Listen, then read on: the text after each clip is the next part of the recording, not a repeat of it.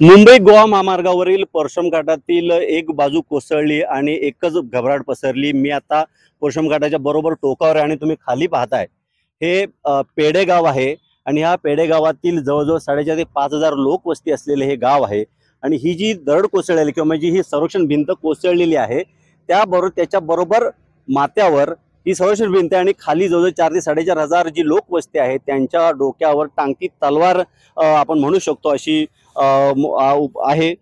कारण ही लोक रात्रीचे झोपत नाहीत, कोणत्या क्षणी ही दरड या दरडी कोसळू शकतात किंवा मग ही डोंगराची झालेली कटाई मुंबई गोवा महामार्गाचे जे काम झालेलं आहे आणि त्याच्यासाठी प्रचंड प्रमाणात डोंगर कटाई झाली आणि त्याचा फटका लोकवस्तीवर बसत आहे। पेडे गावातील सर्वप्रथम नागरिक आपल्या बरोबर आहे, सरपंच आपल्या बरोबर आहेत। मॅडम आपलं नाव सांगा आणि नक्की काय तुम्ही भीतीची छायेत जगता इथे?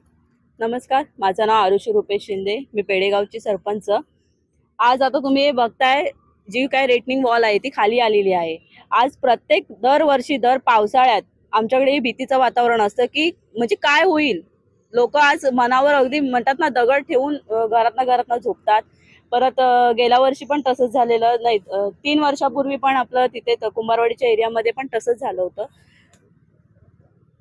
एरियामध्ये पण तसंच झालेलं, मनुष्यहानी झालेली, तसंच काहीसा हा प्रकार इथे आज आपल्याला दिसतोय। असंच आणखीन काही होऊ नये आणि जे काही आज इथे झालेलं आहे त्याचा नाहक त्रास हा आम्हाला खाली होणार आहे, आमच्या पेडेगावच्या वस्तीला होणार आहे, तिथे राहणाऱ्या लोकांना होणार आहे। तुम्हाला दिसत असेल इथे ही पेडे पानकरवाडी म्हणून आहे, तिथे या सगळा जो काही मातीचा भराव आहे तो तिथे जाणार आहे आणि तो त्रास आम्हाला होणार आहे। हे लोक हायवेचे काय करतात, फोन केला की तेवढ्या पुरतं म्हणतात की आम्ही आज करू उद्या करू, पण ते काही काम करत नाहीत। त्या किती चांगल्या पद्धतीचं काम करतात हे तुम्हाला आज इथे दिसत आहे। आज पहिल्या पावसातच, कालपासून मला वाटतं चांगला पाऊस लागायला लागला, ह्या पहिल्या पावसातच हे परिस्थिती आहे। पुढे तर अजून किती त्या रेटनिंग वॉल दिसतात त्या किती पडतील, त्याचं किती भीतीदायक वातावरण हे आमच्या पेडे गावातील लोकांमध्ये असेल हे तुम्हाला दिसतच असेल। आमच्या पेडे गावाच्या लोकांमध्ये भीतीदायक वातावरण किती असेल असं इथल्या सर्वप्रथम नागरिक म्हणतायत। कॅमेरामन प्रफुल्ल सह मी राजेश जाधव, जय महाराष्ट्र न्यूज, चिपळूण, रत्नागिरी।